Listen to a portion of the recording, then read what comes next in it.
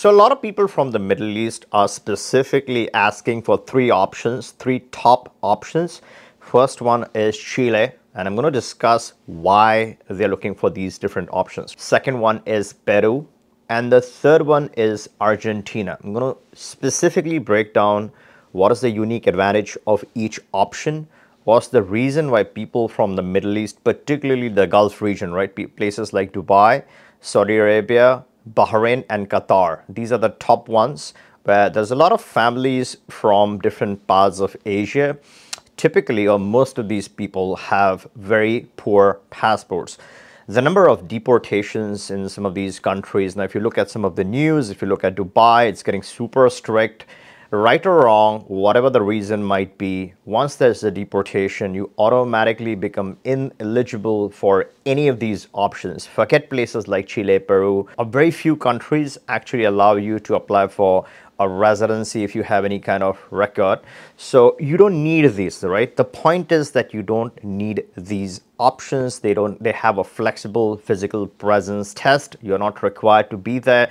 That's the whole thing. Once you have this type of deportation, anything can go wrong at any time, right? It just doesn't have to be a mistake that you commit. Unfortunate circumstances could also lead to something like this, and it happens all the time. But once it does happen, you really have no options because no one is going to let you come in those countries. And the only option that you have is go back to your home country, whether it's Nepal, Bangladesh, Pakistan, or any other country. You don't have to specifically name certain countries, right? So there's Mongolia, there's China, whatever country it is, right? And not all are shithole countries.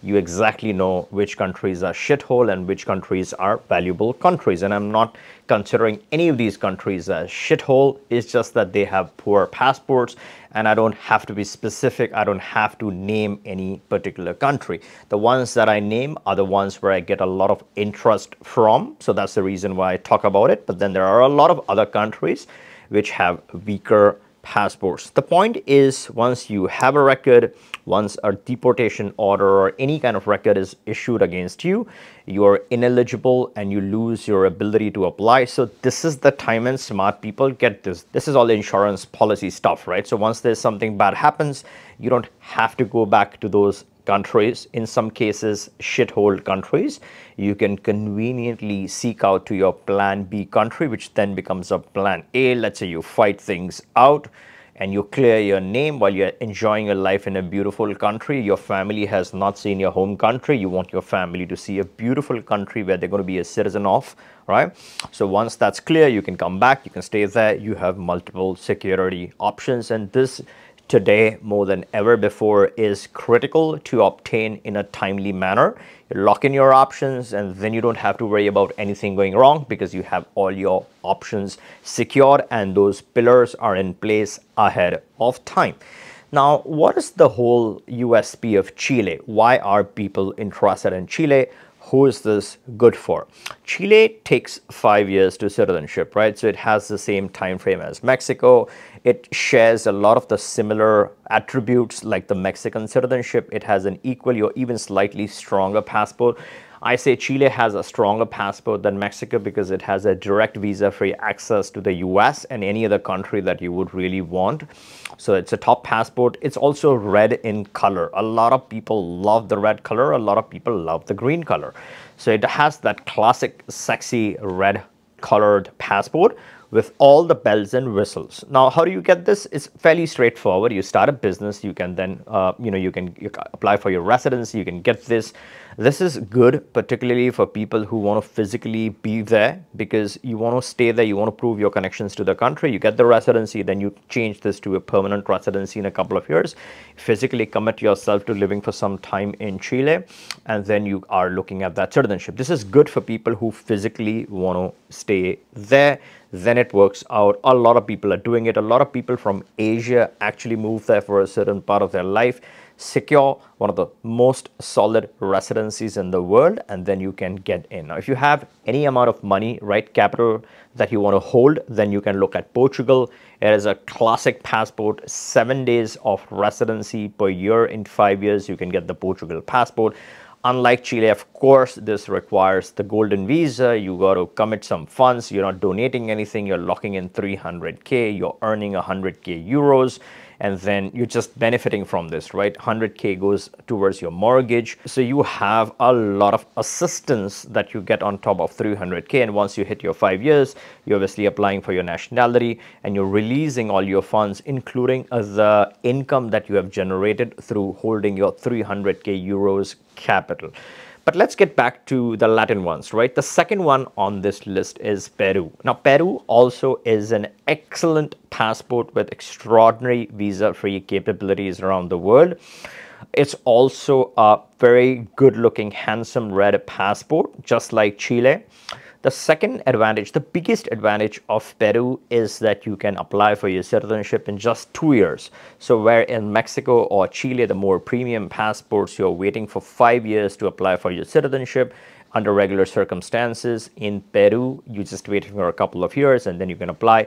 Now, Peru does have a lot of flexibility, right? A lot of options to qualify for your residency. You don't have to start a business. Of course, you can start a business just like Chile and then acquire the Peruvian residency. But apart from that, you can also show qualifying income. The thresholds are some of the lowest in the world. $1,000, right? Who does not have $1,000 in earnings, qualified earnings? You can apply, you can get the Peruvian residency, and then in a couple of years you're looking at that beautiful passport at the end. You can apply for this, and then obviously once you become a citizen, you're set for life. You can go back to Dubai or you can live in Peru. The choice is yours. The third one on this list is just like Peru, you have another alternative, which is Argentina.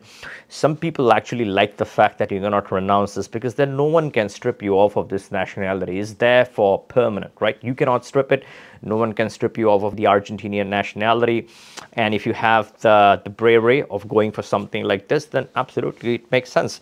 Again, I think it shares something very similar to Peru, and that's one of the reasons why this is so popular amongst the Middle Eastern people, is that in a couple of years you can then switch over to you can apply for your citizenship. The citizenship can be applied sooner than the permanent residency, right? So that's really funny. The reason why this is because permanent residency you can apply with immigration. Citizenship, you can directly file your case in court. And then the way to get this residency in place is fairly straightforward. Either you're looking at a business investment like the DAFT treaty that Americans have in Netherlands. Here you're looking at a similar capital, right? $4,000 in a business, you park this, and then there's a way to acquire the residency in Argentina. But let's say you're not interested in starting a business, then you have a contract that you can set up for your rental, right? Let's say you have a rental business, you're getting some passive earnings from your rental business, a couple of months of pay statements that you can secure, and then again the contract specifies that this continues in future. That also can get you the temporary residency in Argentina. As far as Argentina is concerned, the temporary residency is good enough. You don't need the permanent residency for citizenship purposes. You can directly get the temporary, wait for a couple of years, you can apply for your citizenship directly on the temporary residency. That is the reason why this is a classic option. This passport is also very, very strong. It does have all the bells and whistles of a Peruvian passport. Now, if you ask me if you want to compare Argentina versus Peru, which one is a better citizenship, which is a better place? Well, if you ask me about the passport, I would prefer the Peruvian passport slightly more. But if you ask me for a place to stay, a plan B place to actually go and use to have a better fun life with your family, a good life with your family, then I'll choose Argentina. It has a lot more activities that you can do. Your family will be a lot more happier physically in Argentina. So if the intention is to use the country for physical stay, then Argentina wins. If the intention is to just have your nationality, a solid nationality, maybe you're not physically spending as much time, you're more interested in a handsome looking red solid passport, then Peru may have the edge. The overall better citizenship, the top citizenship, is Chile, of course. That requires more hard work. You got to be more physically committed to the country. But all in all, you cannot go wrong with any of these options. These are the trending options that I'm seeing. And if you are interested in discussing how you could qualify and trigger one or two or all of these options, you can always click the link, book a call, We can discuss why you're getting this and get you started with the option of your choice. And if you aren't subscribed to the channel, make sure to turn on the bell notification and subscribe, because I not only share trends but also changes, important changes to programs, so you want to be notified the moment that happens. If you like this video, give me a thumbs up, make sure you're subbed, and catch you in the next one.